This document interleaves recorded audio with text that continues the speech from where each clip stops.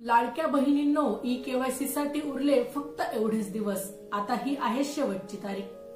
लाडकी बहीण योजनेच्या सर्व पात्र भगिनींसाठी एक अत्यंत महत्वाची आणि तातडीची सूचना आहे.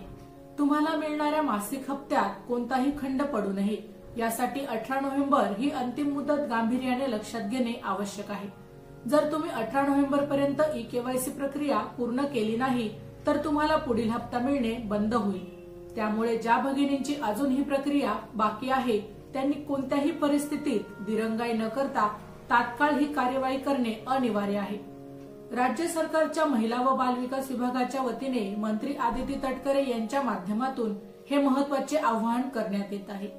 लाडकी बहीण योजनेचा लाभ अखंडितपणे सुरू ठेवण्यासाठी ई-केवायसी करणे बंधनकारक आहे असे देखील त्यांनी स्पष्ट केले. या प्रक्रियेसाठी सप्टेंबर 18 ते नोव्हेंबर 18 असा 2 महिन्यांचा पुरेसा कालावधी देण्यात आला. बहुतांश भगिनींनी त्यांची ई-केवायसी यशस्वीरित्या पूर्ण केली असली तरी काहींनी अजूनही ई-केवायसी केलेली नाही. अशा सर्व भगिनींनी ही अंतिम मुदत चुकवू नये, कारण ई-केवायसी पूर्ण न झाल्यास नियमानुसार पुढचा हप्ता बंद होऊ शकतो.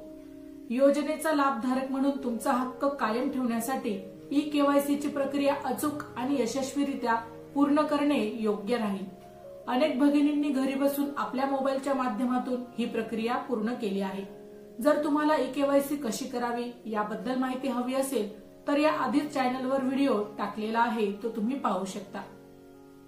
हा अत्यंत महत्त्वाचा विषय असल्यामुळे तुमच्या संपर्कातील प्रत्येक लाडक्या बहिणीपर्यंत ही माहिती लवकरात लवकर पोहोचवा आणि त्यांना 18 नोव्हेंबर पूर्वी ई-केवायसी पूर्ण करण्यास सांगा.